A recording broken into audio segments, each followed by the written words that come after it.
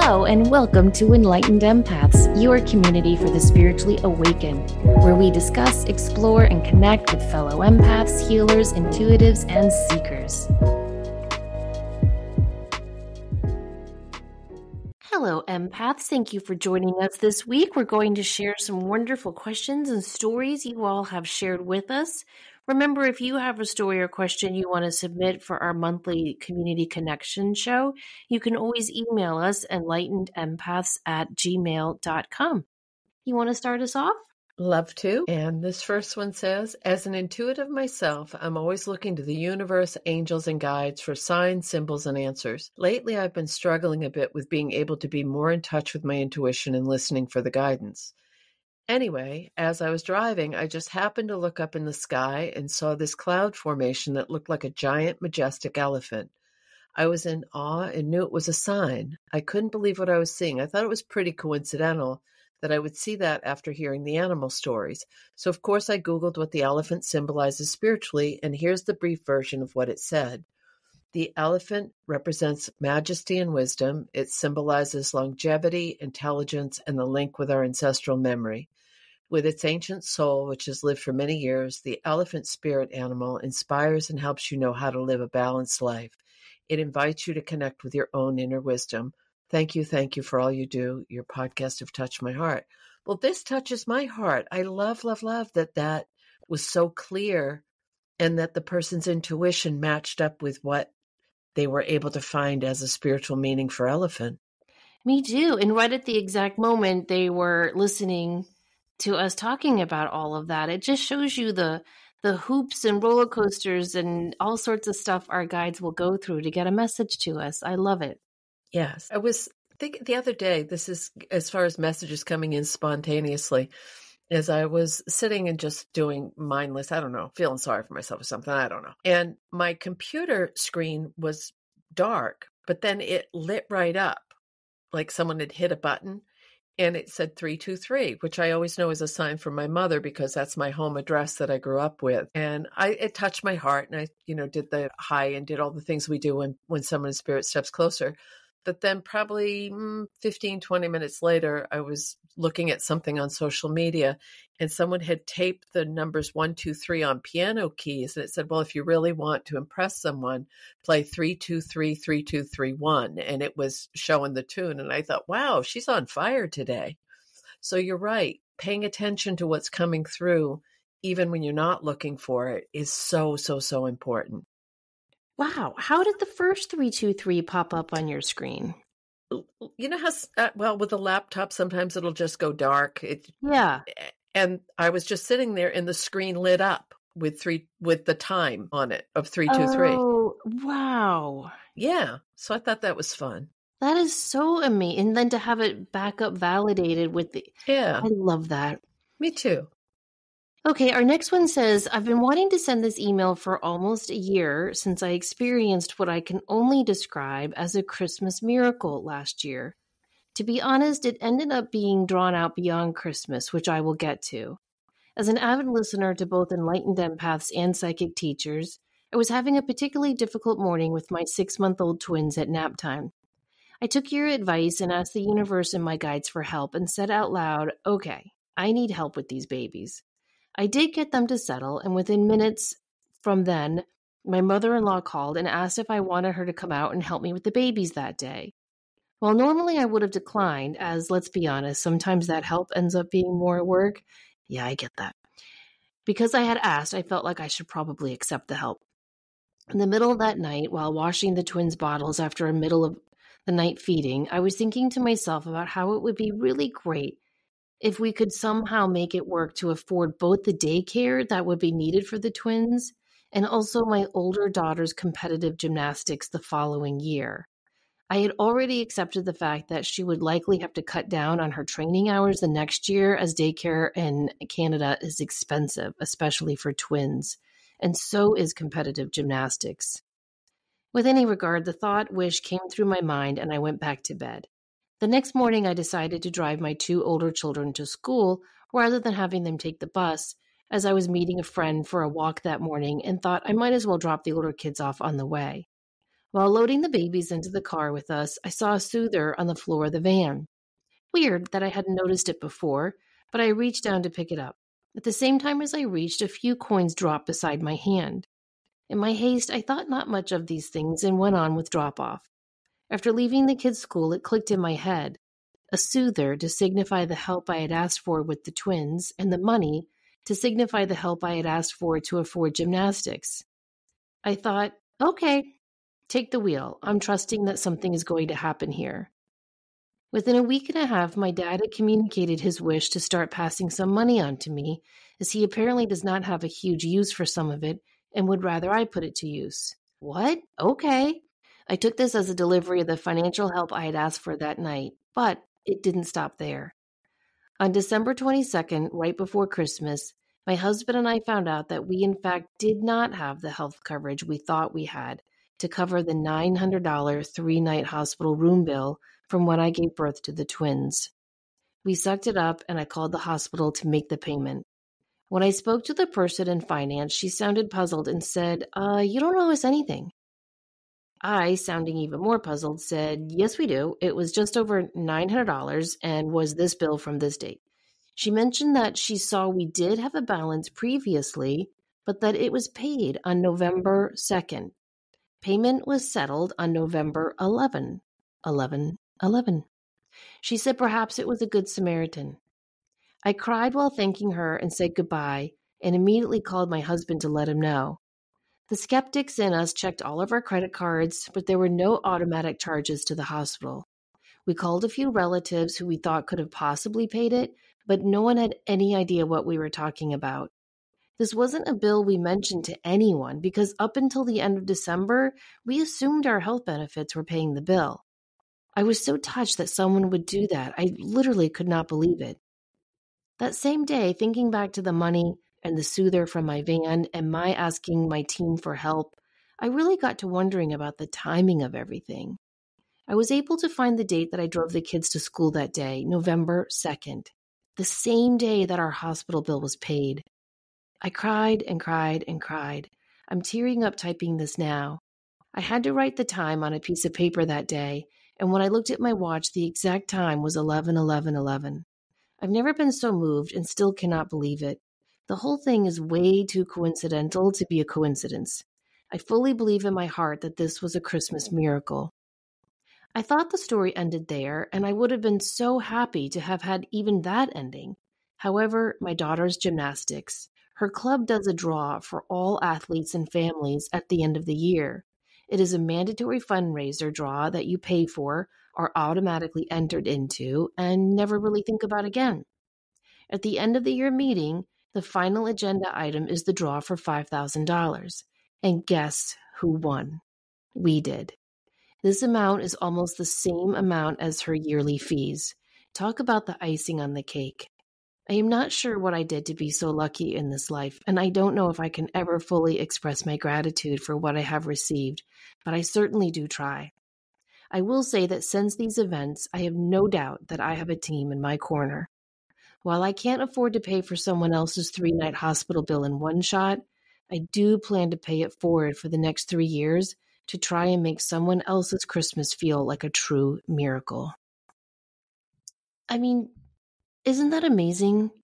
It is. It is. And it's really touching, that you never know how things are going to work out, but Spirit's got your back. Yeah. Ask and you shall receive. I wonder who paid that bill. I don't know. That's interesting.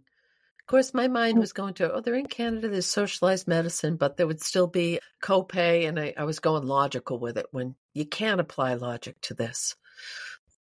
No, you definitely cannot. And the fact that she asked for this help on November 2nd and a Good Samaritan paid the bill on November 2nd. It's amazing.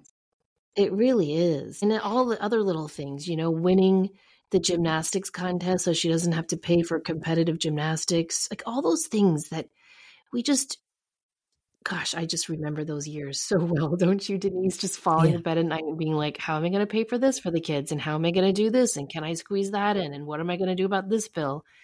How beautiful that she had this miracle. Yeah. And incredible, because I know that when this airs, it's past the holiday season, but that's something that we have to be open to throughout the year, is that miracles can happen, that spirit can step in, that there are good Samaritans. I love this story. It's so beautiful. But it's a great reminder that we have to ask. She asked for that help. Yes. Yes, she very stated much her so. needs and asked her team to help her, and boy, did they deliver. Thank you for sharing all of that. Yes. Our next one says, I'm writing to you from the UK. I've been an avid listener for a few years now. There's been one question I've wanted to ask for a long time. Do birthmarks have meanings? A couple of days after our son was born, I noticed something on the back of his neck, just inside the hairline. It was a faint strawberry birthmark. Of course, birthmarks aren't shocking. It was the color, shape, and placement that surprised me, because I have the same birthmark in the exact same place. I've never known two people to share this. Have you heard of it? From my Google searches, it can mean you're part of the same soul group. On the other hand, I know birthmarks can signify the place someone was hurt in a past life. What are your thoughts? Finally, I have a question on dreams. Recently, I've been having dreams about my husband and I in lots of different places. It usually focuses on how we met, but I already know who he is. Sometimes I get the sensation and feeling of pure love and soul connection in these dreams, and it makes me feel like I'm seeing our journey across different lifetimes.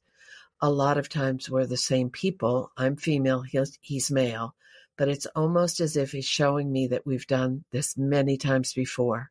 I wonder if my guides are trying to show me something, a pattern we keep repeating and need to stop. My husband is not spiritual at all and doesn't even believe we live beyond death. This used to bother me, but it doesn't anymore, because I know that he's wrong.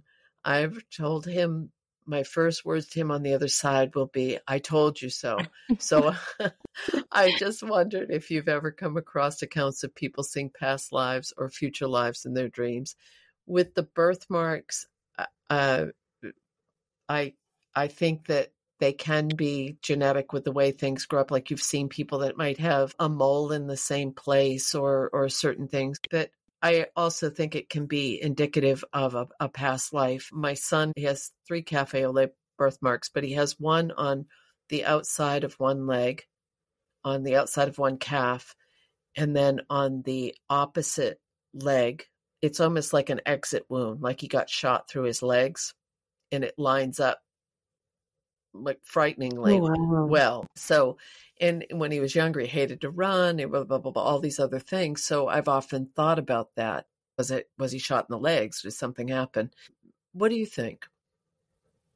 I definitely think there's a connection there, and being part of the same soul group could be connected to it. I've never heard of 2 people in the same family having identical birthmarks. So I would recommend she look at Dr. Eden Stevenson's work, who really did a deep dive into birthmarks and their past life connection. Dr. Jim Tucker picked up Stevenson's work, but not with the focus on birthmarks as much. That's a great resource. Into that.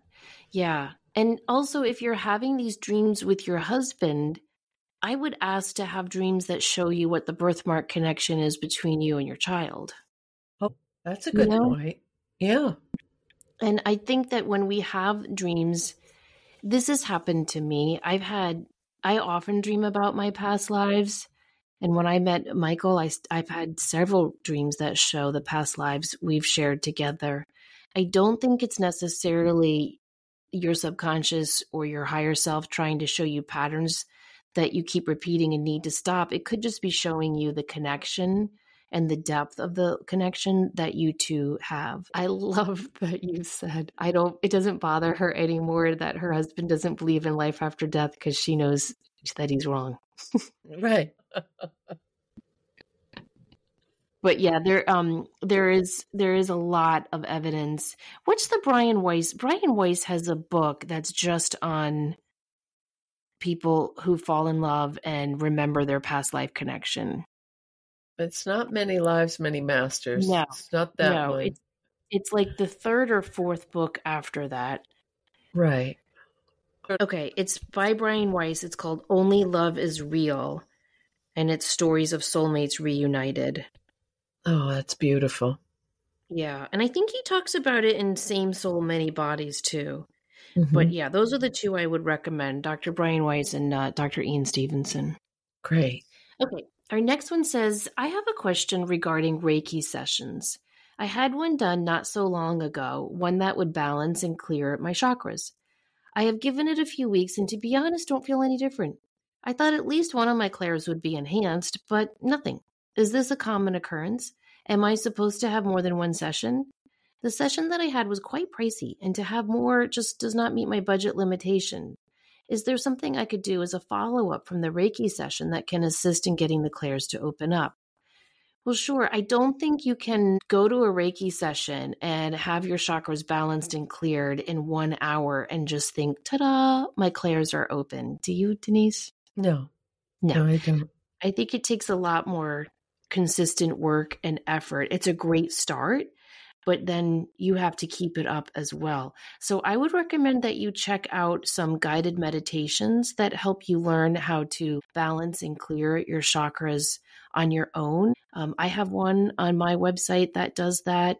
The Edgar Cayce Institute has some ones designed to help you fall asleep while you're opening up your chakras and cleansing them. So it's kind of like your subconscious does the work, which I think is great. James Van Prague has a good one called Tuning into Abundance. So you could check out those and keep working on your chakras. But in tandem with that, you also want to do different exercises that help you open up your clairs. So, for example, to open up your clairvoyance and your third eye chakra, you would want to do visualizations techniques like you could stare at a candle flame and then close your eyes and re-visualize that candle flame in your mind's eye. A great exercise for the third eye is to visualize different geometric shapes. So for example, you could picture a red square and then a yellow circle and then a green triangle and hold those three shapes in your mind's eye. All sorts of different concentration exercises like that help tremendously. So I would look at this as not a one and done, but as a good starting off point for really jumping into your chakras and learning how to open and strengthen your clairs. But it takes a lot more than one Reiki session. Right. And but that's all incredibly good advice. That's very, very helpful. And I think it a lot depends on well, for me personally, it depends on my relationship with the person who's practicing. Do I feel comfortable? Do I feel open? So it may be that there's another practitioner that might align more fully with your energy. I agree with that 100%. It might not have been the person for you. I'm just also a big advocate of doing it yourself too. I think we Yep. give our power away so often. And I think it's not that going to see, look, I love to go see a Reiki practitioner. I love to go get a massage. I love to get my nails done when I can, like things like that. But I do think that we have to take up the reins too and learn how to do this on our own for ourselves. That's, I think, where the true marked difference comes in our spiritual growth. Very much so. And that's when you were reading through and saying the different clairs, I was thinking about revisit how it usually comes through for you and maybe start with something and build your confidence with in tuning into one of those clairs. And we've both found over the years that as you improve one, the rest will follow suit. Yes. Yeah. So true. But it Um, takes work, takes it time. does. It does. And it's unique to the individual, that's for sure. Our next one says, I'm a longtime listener of your show and have participated in Samantha's Be Your Own Psychic course. I'm deeply passionate about this work and have had my intuitive abilities shown to me in undeniable ways through dreams, tarot cards, synchronicity, downloads, clairaudience, and signs from loved ones on the other side. I'm most called to mediumship and am so inspired and excited by the idea. During Samantha's course, I surprised myself with the amount of validation I was able to give and even went on to do more practice reading with other group members. They were all surprised and delighted as me as well. Recently, I felt a presence or see a very brief flash of someone. Again, I can't exactly see, but once I've had that flash, I can picture and feel the energy of a person. None of them are people I know or have known, and this happens in and outside of my home. All of this is to give context for my next question. I feel I have all of these random, spontaneous little hits, and I'm not sure what to do with them. I'm so curious and passionate about this, but I'm also a hardworking therapist and mother of 2 small children. I adore both roles. I feel I have no more time or energy to give in terms of practice readings or taking on mediumship professionally. My main question is, how do I hone these gifts and make my own mediumship practice? I do have a few loved ones on the other side that regularly send validations, but I'd love to take it further. I think the foundation has been laid. The groundwork is set. The fact that this person was able to open up and bring through messages for other people, that sounds like you're on the right track with being a medium, without a doubt, that you can pick up from the validations from your own loved ones. That's a great place to start. And there's reading, there are YouTube videos, there are so many free resources right now that you could do at your own time and place, especially if you're not considering doing anything more professionally right now or taking any classes. Yeah, I would focus on using your intuition to stay connected to yourself and your beautiful heart and your centeredness. And know that as your kids get older, you'll have time to develop this if you choose to.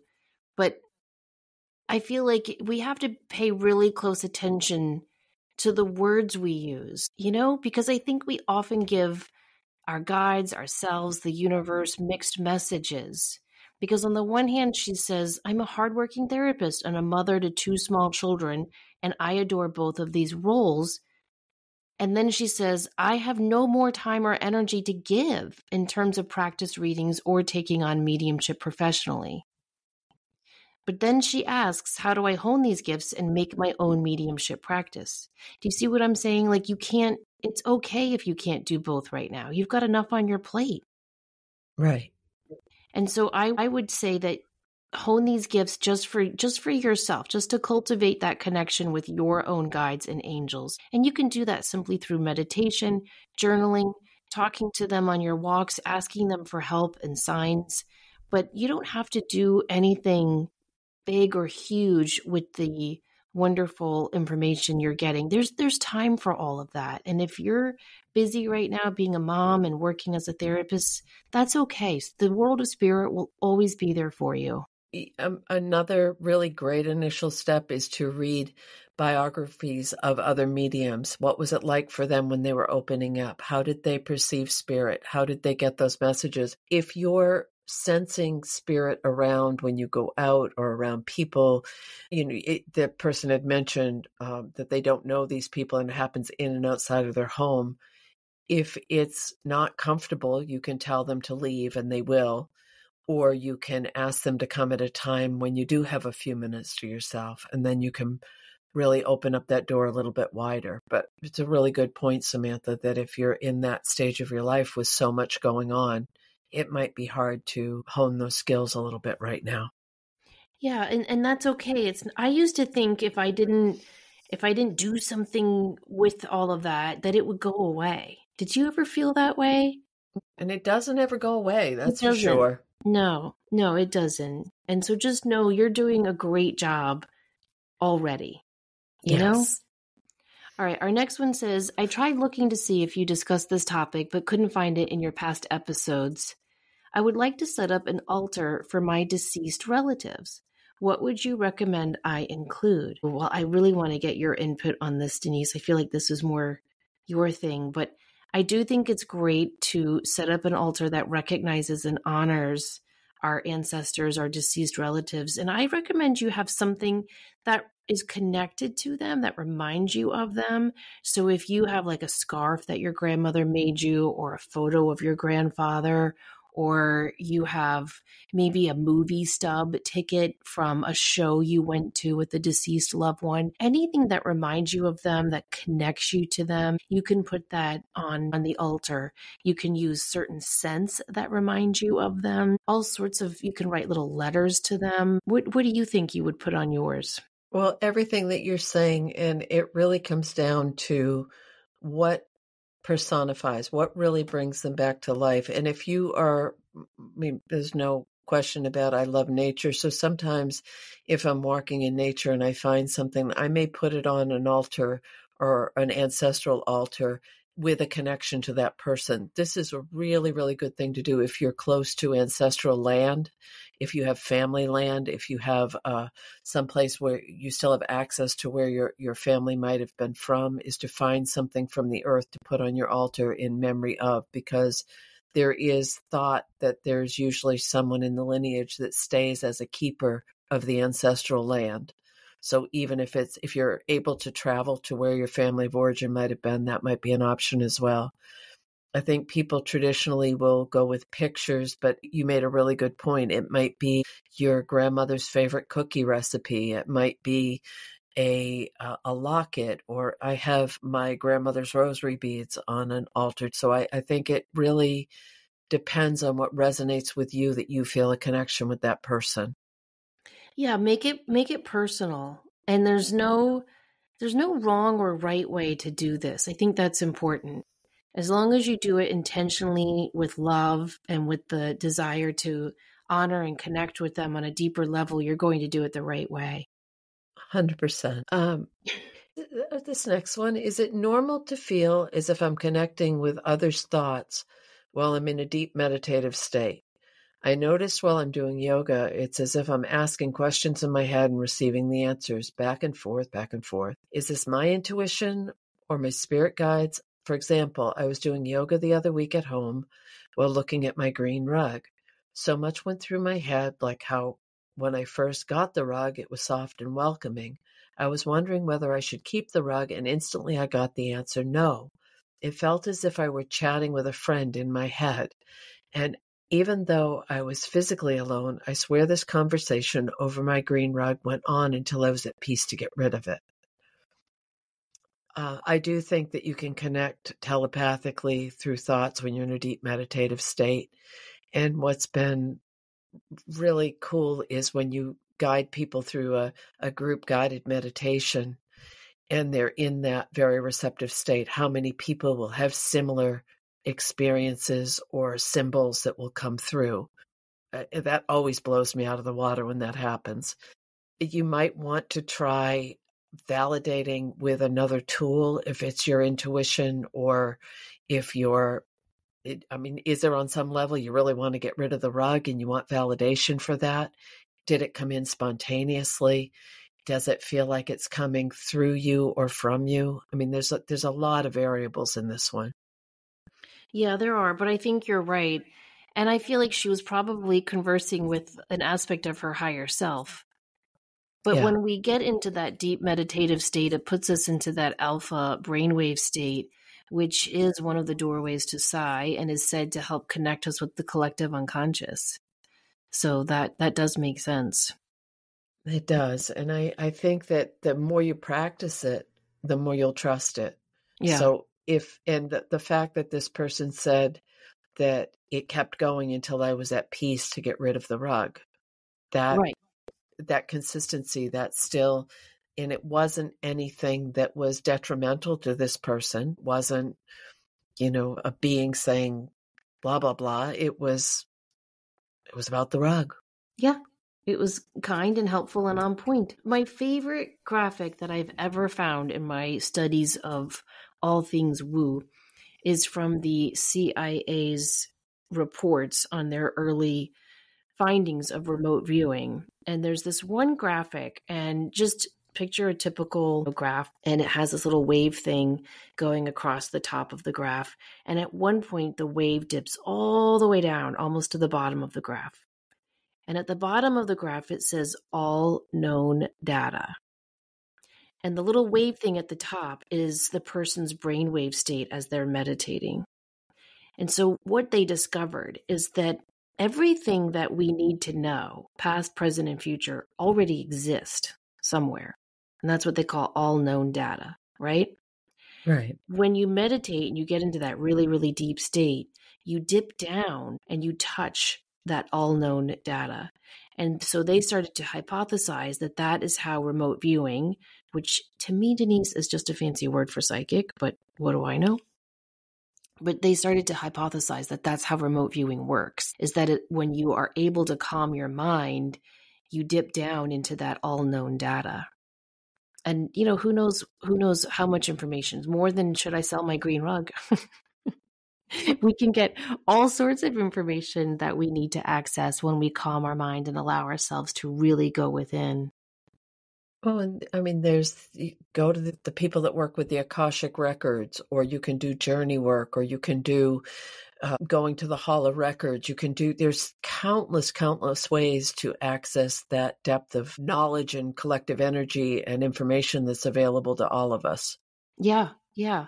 It's kind of like going into a library and you're like, do I want to look at nonfiction or fiction? Okay, well, fiction. Do I want to look at romance or mystery or thriller or science fiction? I feel like it's the same when we are accessing those deeper states of our subconscious. What aspect of all known data do you want to reach? Telepathic thoughts, advice on selling your rug, or insight into your career? We just have to state the intention. But it's according to that graph, it's all out there. It's just up to us to still our mind long enough to access it.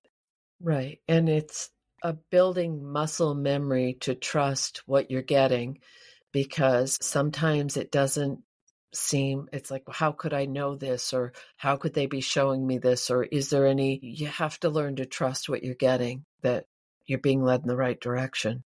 Well, and in my opinion, just like with our question about the clairs, that takes time. It does. And especially if it goes against what you want the answer to be. Yeah. So I had it in my head that I was going to go to a specific state. I wanted to go and explore some things in this state. And I started looking online and looking at camping places and all the different different things that I would want to see there. And I was in that liminal state waking up, and I saw in my mind's eye a picture of that state with a big X through it. I shared this with you before, and it changed my perspective of what was that a warning not to go? And that's what it felt like. So you have to tie in the emotion of what you're getting as well as what the symbol or the message might be. Oh, such great advice, and so hard to do sometimes.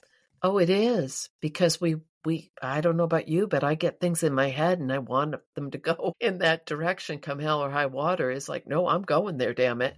And then Spirit is saying, ooh, you might want to slow that roll a little bit. Yeah. And in the past, especially when I was younger, I was stubborn enough to be like, no, I'll show you. It'll be fine. Well, sadly, that's not age related. It takes a long time to learn that lesson. Yeah, some of us, it's a steep curve. Yes, exactly. Our next one says, I recall one episode in which you suggested some good starter tarot or oracle decks for kids. I recall you mentioning that they don't have cards like the devil or have naked figures on them. Yes, that I believe is Tarot for Kids by Teresa Reed. I love Teresa Reed. I've had her on my other podcast a couple of times now. I think her website is thetarotlady.com. She's got so much great information out there and a lot of great books on the tarot, but her deck for kids was designed without any scary stuff in it. And the other one that I always recommend is Children's Spirit Animal Cards by Stephen Farmer. Beautiful, gentle deck. Your kids can pull an animal every day if they want, and it gives them a nice, sweet reminder based on that animal.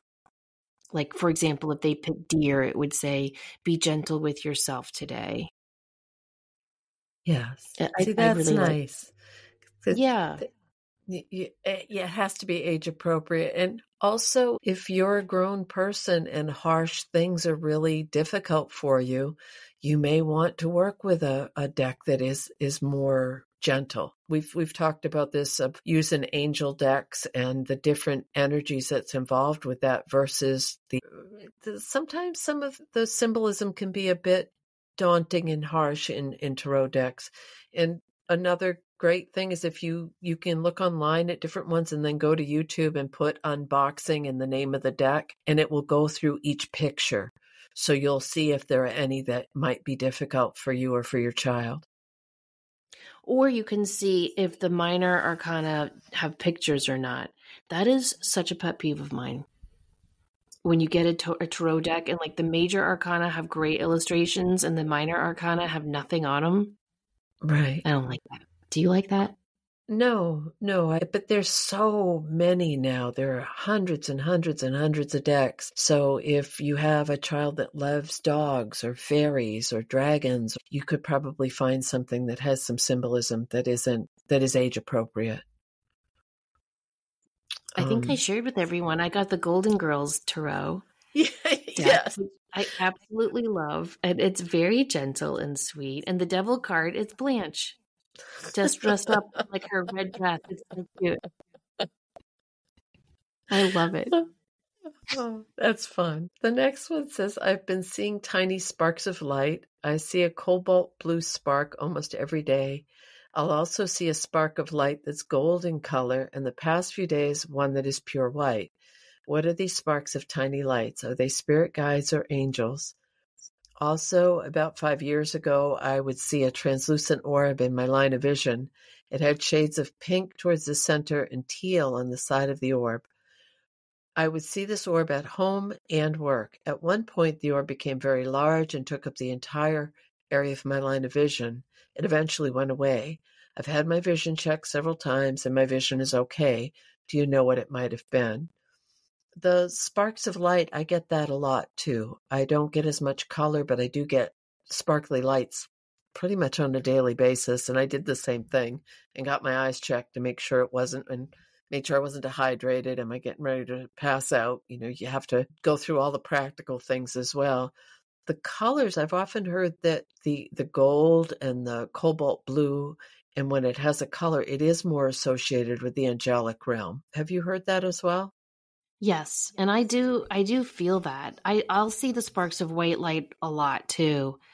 I see the blue, it's funny, I see it at night, and it's almost always after when I get into bed, I ask Archangel Michael to go through the home and vacuum up like any negativity, any anxieties or worries, and just keep us all safe for the night. And after I do that, within 5, 20, 30 minutes, I'll see, and it's always like a perfect circle of cobalt blue or royal blue.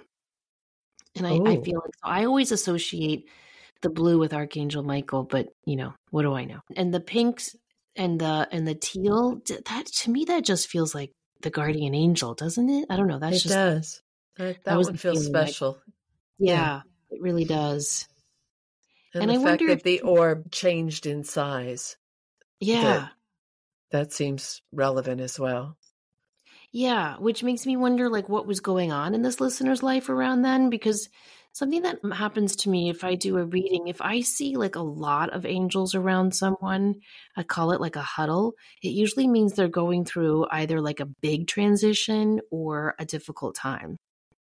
So it's either something really big but happy, you know, like buying a new house or welcoming a baby or starting a new career, or it could be just something super, super stressful. But I feel like our angels kind of gather closer to us when we're going through, not that they're not, our guardian angels always with us, but I think they pull in extra helpers when we're going through those times. So I just wonder if that's why it was so big at that time. And it may be worth exploring what those different colors, what they mean to you, or check out. I mean, Dougal Fraser has some incredible work on, colors and angels, and there a lot of people will associate the colors themselves with the vibration of the energy coming through. So that might be something to explore. Yeah, that's a great idea. And this is also an indicator of natural clairvoyant ability. So it does mean that your third eye is pretty good and clear and open, which is also a great starting off point for really strengthening your intuition. You already know your clairvoyance is right there, Johnny on the spot, ready to work with you. And it's really interesting that the colors, as I mentioned, I don't get them very often, but when I do, they seem to cluster, that I'll have a few days of the colors. So I wonder if it's something, as you said, popping in to let you know, oh, you're not alone, or we're going to support you through this, or even to celebrate something that's happening in your life. Yeah. Yeah. And I've noticed like I'll see the sparks of light around people a lot. I'll see them around out of the corner of my eye, but the colors, I only see those when I am super calm and settled. Like if I'm going Mm-hmm. about my day, I don't see the blues and the pinks and the golds. But if I'm meditating, if I'm reading, if I'm just listening to music and kind of staring off into space, if I'm trying to fall asleep, then I'll see it. And that always makes me think, like, how much am I missing when I'm busy being busy? That's true. That is true. I took a class a long, long time ago, and the woman led us through this meditation, and it was you were doing an intuitive reading, but you were doing it through color. So if I was reading you, I would pick up on the color around you, and then she would say, okay, now go out to the next layer. Now go out to the next layer. So you'd end up with 3 colors for the person. But she was saying how that could be, you could attune that with your psychic ability or your premonitions of what might be coming. So if you started with, say, a golden and then it went to a blue and then to a green, it might mean that, oh, right now this is about you and stepping into your power and that color. And then the blue is communication. So you're going to come into a time where you're really going to speak your truth. And then the green, a feeling of a heart and emotions and that heart chakra. But it was really interesting to the way that she used color in a psychic reading and as an intuitive tool. That is really interesting. I don't know why. Whenever I see the color, I don't really try to read into it too much. I just say thank you. I always feel Yeah. like it's just someone popping in to say hello, to check on me, and I just say thank you. But maybe I should ask for a message. I don't know. If I'm doing a reading with someone and I get color, it's not very often. It's very rare. But for me, it's always coming from the angelic realm. I only get Mm-hmm. color with that realm for some reason. No, I completely agree. I've had the same experience. Huh. Isn't that fun? Love that. Well, these were great questions. Did we cover all of them? Do you have any others? So we do have one more, and this was sent in by a listener. The early morning hours of 11:11, I'd say around 2 a.m., I was in that place halfway between dream and awake, and I looked around my room, and there was a computer monitor that was not mine that was on my desk. Additionally, my bedroom door was open, and a light was coming in through the hallway, and the furniture in the right-hand corner was no longer there. My first thought was, I'm in someone else's room. But then I turned and saw a man, probably 35 or under, slightly over 6 feet, stretching and yawning. I saw him in 3D. I panicked, thinking maybe I'd been broken into. So I turned to him and made some sort of noise. He turned to me, shocked to see me. We both stared at each other until I forced myself fully awake and he disappeared. My thought, this was a time loop. 15 years into the future, and this was someone who was living in this room at that time with his monitor, not mine, and furniture set up. I saw him and got startled. He saw me and got startled. I've never had that experience before. Any ideas on what this could have been? It didn't feel like a ghost per se because he looked at me with equal astonishment. And that fascinates me. Me too. Because it's not what was the ghost whisperer when they would always say, oh, you can see me. It's not that kind of a feeling when that happens. But have you had this happen where you'll No. see? No, I don't know what I would do if I saw, like, I woke up and there was someone in my room and Well, you saw the little man looking in the bassinet like a that's long true. time ago. So I Yeah, wonder when if that Chloe was was similar. born. No, because I feel like that was I really feel like that was her great grandfather visiting her from the other side because everything was identical in my bedroom. It was Well, my room. But if I woke up and saw different things in my bedroom and a 35-year-old man stretching out, that would really scare me. Well, until we talked about it, I don't know, several episodes ago, I wasn't familiar with the term time loop. So I've talked to this person a few times and they've mentioned that they've had that experience in other ways. And I'm wondering, could it, because this is just random as we're speaking now, because there seems to be more flex and more fluidity between the realms and between ordinary and non-ordinary reality, are we able to tap into those other dimensions in a way we never have been able to before? Could be 100%. We did research maybe 4 years ago on my other podcast for a show called Dimensional Time Jumping. I had so much fun researching that show. There are so many stories like this, and it just makes you go, what the heck is going on? Like, there was this one story of this man, I don't know, it just really resonated as true for me. And he was shopping in, I think, Leeds in England with his wife. And she went into one store and he was just so bored. So he just walked into a bookstore and he turns around and it's no longer a bookstore. It's like a lingerie hosiery store for women in the 90s. Mm-hmm. And he turns around and he sees a woman dressed like the 90s and she goes, what happened to the hosiery department? Why are there books everywhere? So he was seeing into her time and she was seeing into his time. And in like 20 seconds, it ended, and he was back in the bookstore. And he asked the owner, and sure enough, in the 1950s, it had been a women's lingerie and hosiery store. So did they, because I remember when we talked about this one, but did they make eye contact and see each other? Yes. Yeah. So similar to what this person is saying, that there was an interaction. Yep. And knowing that the time loop from the one we just read was 15 years in the future. That knew it was a future time, could tell that it was something coming up, not something that had happened in the past. Yeah, which is interesting because I don't even think about us as having computer monitors in 15 years. I feel like they're all going to be projections on a screen or something, Oh, but if you sense that, I mean, we have to trust that. That's so cool. Maybe we could do, it doesn't really go along with the vibe of our show though, but I have been wanting to do a show on the Dawdleston mystery. Have you heard about this? I have not. Is it scary woo-woo? It's not scary. It is woo-woo. Okay. It's just about this couple. They move into the 16th century house in England, and a guy from the 16th century in England starts corresponding with them over their computer. Oh. And he doesn't understand how it's happening, and they don't understand. It's wild and out there. And there's been books and documentaries on it, and I don't know. I don't know what to make of it. Well, I think that is, I did, remember when I told you I went to do the readings, I think I said it on the show too, and the doves showed up in the yard.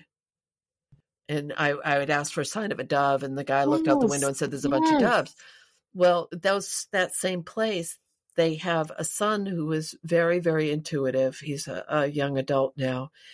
And they were telling that story about how years ago the kid was on the computer and he was conversing with an energy that would only talk to him. They could see him doing this, so he wasn't like making stuff up in his head. But if anyone else tried to talk to this energy, it wouldn't respond. It was really, really creepy the way they were describing it. So I wonder if part of what we're talking about, if we want to make this into more of an episode, is how do things come through with that vibration and frequency of electricity and computers and phones? And I mean, it's this is so morbid, but I was looking through my phone contacts the other day and realizing how many people have passed in my contacts, but I leave them in there just in case they want to let me know they're okay. I love that. I can't delete them. That just seems wrong, doesn't it? No, I get it. No, my mom and dad are still in my contacts. Yeah, I get it. Totally. Never know when they're going to ring you up. I'm telling you. I think it has to be a perfect combination of the right time, the right place, and the right person. Do you know what I mean? Like, I think that there are some places on the earth that are thin places, as they say. I do believe in that. And I think that there are some people who, like you and me and people listening to this show, who are more open and receptive to that. And then I think the timing has to be right in terms of where are you in your life? Like I was saying before, when I'm so busy being busy, I wouldn't notice any of that. But when I'm, if the timing is right and I'm calm and centered and grounded, then I think all of that together creates the right recipe for these cool mystical experiences to happen. That's very well said. And going back to what this listener had written in, of being in that liminal state of being half awake and then all of a sudden being startled out of it. So when we are in a more receptive frame of mind or alpha state, as you had mentioned earlier, it's pretty fascinating what we can connect with, isn't it? It really is. I love it. Well, we thank you guys for taking time to send us these great questions and stories. They give us a lot to think about and share with you guys, and we really, really appreciate that. Before we go, we just wanted to remind you guys that Denise and I are going to be teaching our mediumship classes, and we're trying something different. Instead of doing 4 classes in a month, we're going to teach the class in 2 longer sessions on Saturdays. So this way we'll have time to do in-class partner exercises with some real-time feedback. We're really excited about it. You can go to samanthafay.com and click the upcoming events tab for more information. Is it on your website? It is. It's on the Grateful Messenger, and go to online classes and scroll down, and there's some information and a place to sign up. And if you have any questions, you can always email or send us a note through Facebook, and we'll get back to you. Perfect. Hope to see you there. We love teaching that class. I love teaching with you too, Denise. I'm looking forward to it. We have fun. It's neat because we do it so differently, but we get to the same place. Yeah, exactly. And I think it's nice for the students to have those 2 different perspectives. Yes, I agree. Well, thank you guys again for listening. Remember, as always, to show up, do great work, and share your light. Take care.